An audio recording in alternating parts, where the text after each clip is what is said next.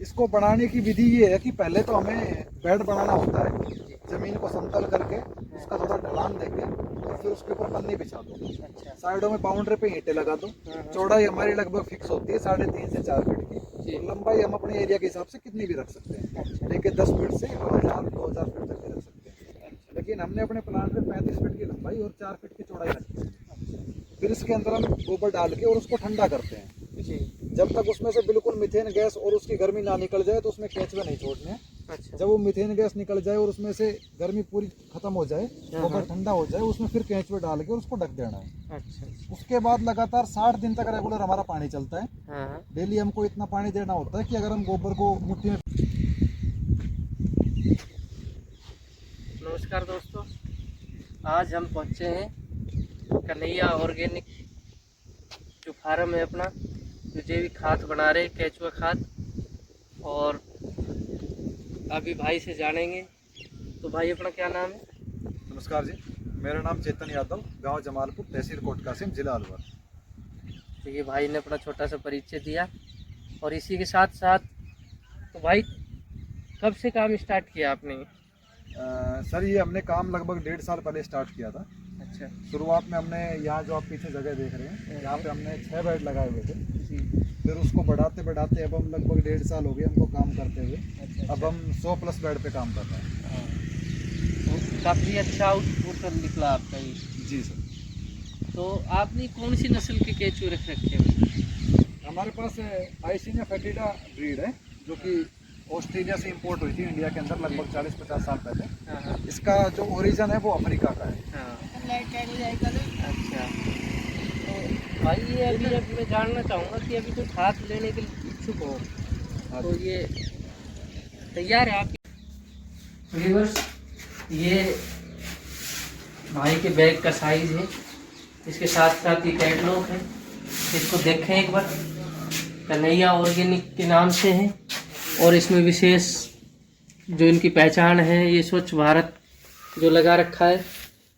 इसके साथ साथ कॉन्टेक्ट नंबर भी दे रखे हैं भाई ने, तो इसको भी एक बार ध्यान से देखें, कोई डुप्लीकेट कॉपी ना करें ताकि आपके साथ चीटिंगबाजी ना हो। तो इसका विशेष ध्यान दें दोस्तों। पास अभी ये हमने माल बेड पे से उतार के इसकी मशीन से छनाई करके और यहाँ पे स्टोर करके रखा है।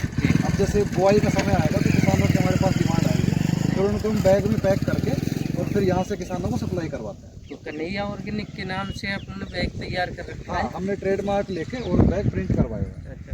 तो किसी भी भाई को चाहिए तो भाई के नंबर भी हम डाल देंगे। तो कन्हैया ऑर्गेनिक के नाम से, और ये जमालपुर वाला रोड है। तो अभी भाई ये जो आपकी बेड है ये तैयार है? हाँ, इन बेड को लगाए हुए लगभग हमें 1 महीना हो चुका है। अच्छा। अभी इसमें 1 महीने का समय और है, फिर खाद परिपूर्ण हो जाएगा तब हम उसको उतारना स्टार्ट कर देंगे। तो इसको बनाने की विधि क्या है? इसको बनाने की विधि ये है कि पहले तो हमें बेड बनाना होता है। जमीन को समतल करके उसका थोड़ा ढलान देके और फिर उसके ऊपर पन्नी बिछा दो। अच्छा। साइडों में बाउंड्री पे ईंटें लगा दो। हाँ। चौड़ाई हमारी लगभग फिक्स होती है 3.5 से 4 फीट की। जी। लंबाई हम अपने एरिया के हिसाब से कितनी भी रख सकते हैं, अच्छा। लेके 10 फीट से 2000 फीट तक भी रख सकते हैं। लेकिन हमने अपने प्लांट में 35 फीट की लंबाई और 4 फीट की चौड़ाई रखी है। फिर इसके अंदर हम गोबर डाल के और उसको ठंडा करते हैं। जी। जब तक उसमें से बिल्कुल मीथेन गैस और उसकी गर्मी ना निकल जाए तो उसमें केंचुए नहीं छोड़ने हैं। अच्छा। जब वो मीथेन गैस निकल जाए और उसमें से गर्मी पूरी खत्म हो जाए, गोबर ठंडा हो जाए, उसमें फिर केंचुए डाल के और उसको ढक देना है। अच्छा। उसके बाद लगातार 60 दिन तक रेगुलर हमारा पानी चलता है। हाँ। डेली हमको इतना पानी देना होता है कि अगर हम गोबर को मुट्ठी में भीज के देखें तो उसमें से 10-15 बूंद पानी की निकले। अच्छा। ऐसा भी नहीं है कि बिल्कुल उसको गाढ़ा ही बना देना है, लेकिन एक नमी प्रॉपर होनी चाहिए। ठीक है। फिर उसका जब खाद हमारा तैयार हो जाता है, फिर उसको हम लेयर बाय लेयर 3-4 लेयर में हम खाद को उतार लेते हैं। अच्छा। जैसे आपने बताया कि भाई मीथेन गैस जो रिलीफ होती है, अगर वो गैस रह गई तो उसमें क्या केचुए मर जाएंगे? जी, अगर मीथेन गैस इसमें रह गई और गर्मी रही तो केंचुए हीट की वजह से मर जाएंगे। तो व्यूअर्स इस बात का ध्यान दें, पहले गोबर को ठंडा करना है ताकि उसमें जो मीथेन गैस है वो रिलीफ हो जाए। हाँ। और उसके बाद जो भाई ने प्रक्रिया बताई उस माध्यम से आप खाद बना भी सकते हैं। और किसी भाइयों को चाहिए तो भाई से कांटेक्ट भी कर सकता है, आगे चल के दिखाएंगे। भाई कितना समय हो गया आपने ये सर हमें प्लांट लगाए हुए हो गई लगभग 1.5 साल। 1.5 हमने साल। 17 जुलाई 2021 को ये प्लांट की स्थापना की थी। अच्छा, तो मैं भाई से जानना चाहूँगा कि भाई आपने कितनी अर्निंग कर ली अभी अपने इस सर फार्म से? अर्निंग हमारी इतनी हो जाती है कि लगभग एक बेड से हमें 3 महीने का हमारा पूरा साइकिल होता है एक बेड का। अच्छा। तो एक बेड से लगभग हमें 3000 रुपये की बचत हो जाती है खर्चा काटने के बाद। लेकिन ये बचत तब है तब हम सारा माल बेच पाते हैं, अच्छी क्वालिटी मेंटेन करते हैं और टाइम पे हमारा सारा काम हो जाता है। बाकी जो लेबर की कॉस्टिंग आती है वो तकरीबन कितनी आ जाती है? एक बेड की अगर हम अच्छी तरीके से मैनेज करें तो लेबर की कॉस्टिंग लगभग 250 से 300 रुपये एक बेड की पड़ती है। जिसके अंदर आपका गोबर ठंडा करना, बेड बना के बेड में गोबर डालना, फिर उसके बाद उसका 60 दिन तक पूरा मेंटेनेंस करना, फिर खाद उतारना, पैकिंग, छड़ाई, सब कुछ मतलब 250 से 300 रुपये में आपका कंप्लीट हो जाता है एक बेड। छानने की जो विधि है वो मशीन से चलता है या मैनुअली? छानने का हम दोनों तरीके से कर सकते हैं। अच्छा। शुरुआत में हमारे पास कम बेड था तो प्रोडक्शन कम था, तो हम हाथ वाले छानने से जो हमारे जिम्मेदारी में यूज होता है उससे करते थे। ठीक बात। फिर प्लांट बड़ा हुआ तो हमें ऑटोमेशन की जरूरत पड़ी तो हमने फिर मशीन बढ़वा दी। अच्छा, ये जैसे आपने ये मशीनरी लगा रखी है, इनका क्या काम है भाई? ये हमें पानी देने के लिए हमने इसको यूज किया हुआ है। अच्छा। अगर हम लेबर से पानी इसके ऊपर डलवाएंगे हाँ। तो लगभग आप ये लगा लो कि 2 लेबर हमें पूरे दिन चाहिए पानी डालने के लिए। अच्छा। लेकिन ये रेन गन है, इसको हम 360 डिग्री मूव कर सकते हैं। यहाँ से इसका लॉक हो जाता है, अच्छा। आप जिस बेड पे चाहो उस बेड पे पानी डाल देंगे। अच्छा। हाँ, तो ये हमने 3 रेन गन लगाई हुई है। ये हाँ। इजीली हमारे 100 बेड पे ऑपरेट हो जाती है और लगभग 15 मिनट में पूरा काम फिनिश हो जाता है हमारा। मतलब कहने का मतलब ये हुआ कि इसको चाहे तो मैनुअल भी है एक तरीके की, हाँ, जैसे ये एक बेड मैनुअल पे भी पानी और- डालना हाँ, है हाँ, तो हाँ। उस पे हो सकता है। जी। तो ये मैनुअल भी है और ऑटोमेटिक भी है। हाँ, और अगर हम लेबर से पानी डलवाएंगे तो क्या होता है, किसी बेड पे वो पानी ज़्यादा डाल देगी, हाँ, हाँ। किसी पे कम डाल देगी या किसी पे डालेगी नहीं। इससे एक बिल्कुल फिक्स पानी डलता है हर बेड के ऊपर, पर उससे कॉस्ट भी बढ़ जाएगी, उससे फिर लेबर कॉस्ट लेबर बढ़ती है। कॉस्ट ज़्यादा हो जाएगी। अच्छा अच्छा। तो अभी ये जैसे आपने सरसों उगा रखी है, आपका ही खेत है वो? हाँ, ये हमारा ही खेत है। ये 1.5 बीघा सरसों ये है, इसके आगे लगभग 4.5-5 बीघा सरसों और है हमारे पास। ये आपने कैसे तैयार की अपना, ये जो ऑर्गेनिक खाद डाल के की या ये हमने पूरा वर्मी fertilizer कंपोस्ट से वगैरह? तैयार किए। केमिकल फर्टिलाइजर तो हमने डीएपी यूरिया छोड़े हुए तो लगभग 1.5 साल हो गई। 1.5 साल से हमने केमिकल यूज करना और खरीदना दोनों बंद कर दिया है। अब ये पूरा ऑर्गेनिक के ऊपर है और इतनी तगड़ी सरसों है, इतनी तगड़ी सरसों मेरे हिसाब से अपने पूरे इलाके में भी बिल्कुल जैसा देख ही रहे हैं ऐसी सरसों ना तो देखी है पहले हमने अपने जहाँ एरिया में, और ऑर्गेनिक के अलावा तो संभव भी नहीं है। हाँ, मैं कहना अगर चाहूँ। केमिकल से करेंगे तो इतनी तगड़ी सरसों होगी भी नहीं। अगर होगी तो बहुत ज़्यादा खर्चा और उसके हाँ। साथ साथ भाई जितने नुकसान होने वाला है जो शरीर में वो तो है ही। जी। अच्छा अच्छा। तो ये आपने पूरा ऑर्गेनिक कर रखा है, जैसे जीरो बजट फार्मिंग भी कह सकते हैं। हाँ, ये लगभग हमारे पास 16 बीघे का ये पैच है पूरा। अच्छा। इसमें लगभग हम पूरा ऑर्गेनिक के ऊपर हैं। 1.5 साल से ऑर्गेनिक कर रहे हैं। अभी जो और लैंड है हमारे पास बाकी बची हुई, उसको भी हम धीरे धीरे ऑर्गेनिक में कन्वर्ट कर रहे हैं। और वो प्याज भी आपने ही लगा रखी है? हाँ, वो साइड में प्याज भी हमारी लगी हुई है। अच्छा, तो वो प्याज भी देख रहे हो कितनी शानदार प्याज है, और प्याज का साइज है वो भी आगे चल के दिखाएंगे आपको। इसी के साथ साथ अगर कोई ऑर्गेनिक पे आना चाहे तो डीएपी यूरिया एकदम बंद करके आए, उससे पैदावार घटेगी तो नहीं, या कोई और विधि है? सर, मैं किसानों को ये सलाह देना चाहूँगा हाँ। कि आप अगर ऑर्गेनिक पे आना चाहते हैं तो आप धीरे धीरे आए। अच्छा। आप एक थोड़ा सब्र रख के काम करें। हाँ। क्योंकि जैसे एक बंदा आईसीयू में भर्ती है, जी। अब हम उसको पूरा मेडिसिन हटा के और उसको एक सेव पकड़ा देगी, भाई आप ये खा लो, ठीक बात। तो उसकी हेल्थ एकदम से बहुत खराब हो जाएगी। तो ऐसी जमीन की कंडीशन हमारी है। हाँ। हमारी जमीन भी एक तरीके से आईसीयू में भर्ती है। हाँ। तो उसको धीरे धीरे डीएपी यूरिया छोड़ो और धीरे धीरे ऑर्गेनिक को बढ़ाओ। तो लगभग 1.5 साल का समय लगता है हमें फुल ऑर्गेनिक पे आने के लिए। बहुत अच्छी जानकारी मिली भाई। और प्याज कहूँगा मैं, प्याज दिखाने की कोशिश करें। ये देखो प्याज का साइज ही देखो, पहले तो साइज के साथ साथ जो प्याज में चमक है वो देखो, और उसके साथ साथ जो खर्चा कम लगा है इसमें, जीरो बजट फार्मिंग जिसे हम कह रहे हैं। तो जीरो बजट फार्मिंग इस तरीके से है, जैविक से काम किया है भाई ने, और उसके माध्यम से प्याज भी तैयार की। प्रैक्टिकल है आपके सामने। सरसों दिखाई, आगे भाई ने और सरसों लगा रखी है, वो सरसों भी दिखाएंगे। और चलो आगे दिखाते हैं।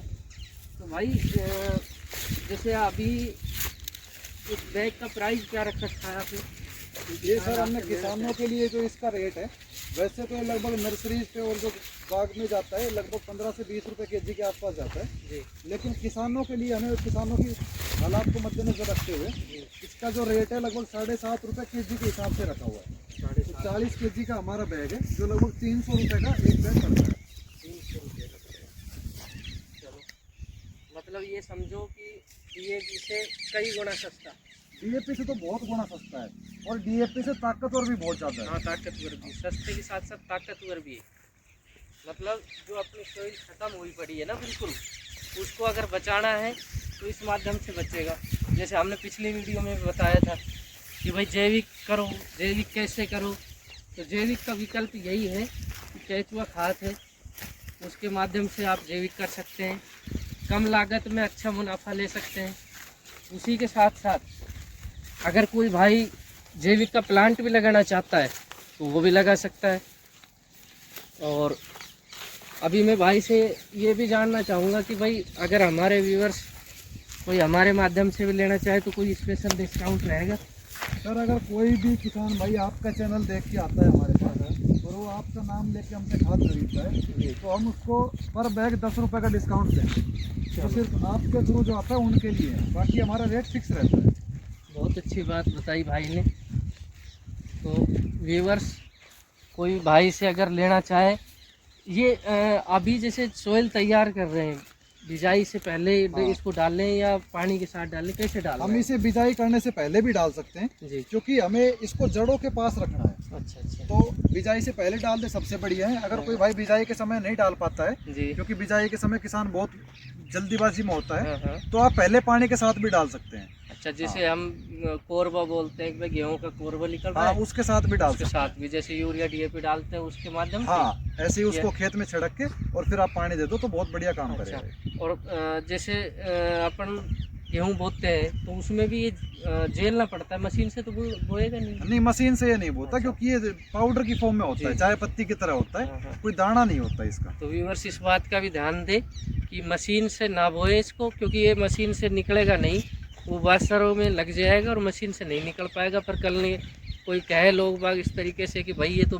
कैसे बोएगा, तो ये पाउडर फॉर्म में है, इसकी जेल होगी और जेल के माध्यम से मिट्टी में रड़ाए, उसके बाद जोत लगा के और पट्टा लगा के और बिजाई कर दे।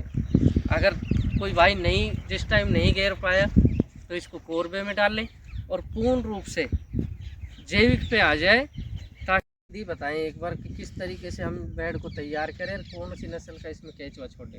सर पहले तो स्टार्टिंग से मैं बताता हूँ। पहले आप जमीन को लेवल कर लें, जी। आप पन्ने बिछा के और साइडों में ईंटें लगा सकते हैं तो ठीक है, वरना अन्यथा कोई दिक्कत नहीं है, अगर बिना ईंटें ईंटों से भी काम हो जाएगा। अच्छा। फिर आपको गोबर लेना है, गाय का हो भैंस का हो कोई दिक्कत नहीं है।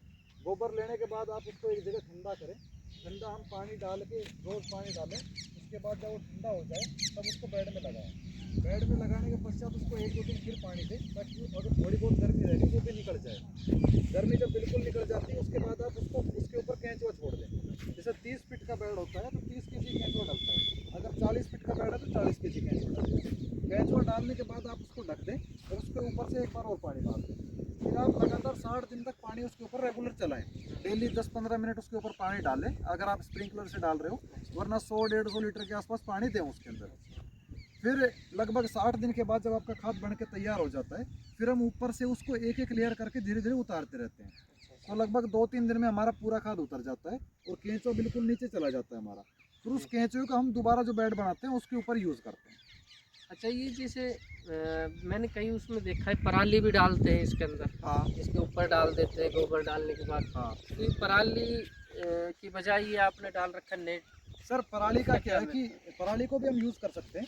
हमने पहले पराली यूज़ करके देखी, फिर हमने बोरी के ऊपर प्रैक्टिकल किया, जी। फिर एक कपड़ा आता है सूरत से उसको भी हमने यूज़ किया, फिर हम ग्रीन नेट पे आए। लेकिन कमर्शियल जब हम जाते हैं तो हमें कम लेबर में काम करना होता है अच्छा ताकि हमारा इनपुट कॉस्ट कम बैठे। अच्छा। तो हमने लेबर बचाने के लिए ग्रीन नेट का यूज़ किया है। और पराली में एक दिक्कत ये हो जाती है कि वो रेगुलर पानी लगने की वजह से, क्योंकि वो भी एक ऑर्गेनिक मैट्री है तो वो गलना स्टार्ट हो जाती है और वो छोटे छोटे टुकड़े उसके खाद में आते हैं।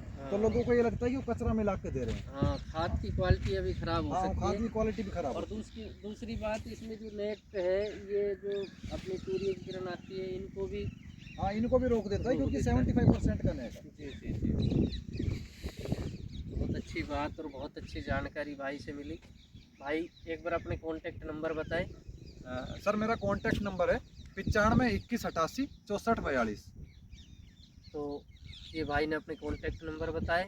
और किसी भी भाई को अगर जैविक खाद चाहिए तो 300 रुपये पर बैग के हिसाब से भाई ने बताया। बाकी हमारे यूट्यूब के माध्यम से अगर आप कोई आते हैं तो उनको विशेष छूट भी दी जाएगी।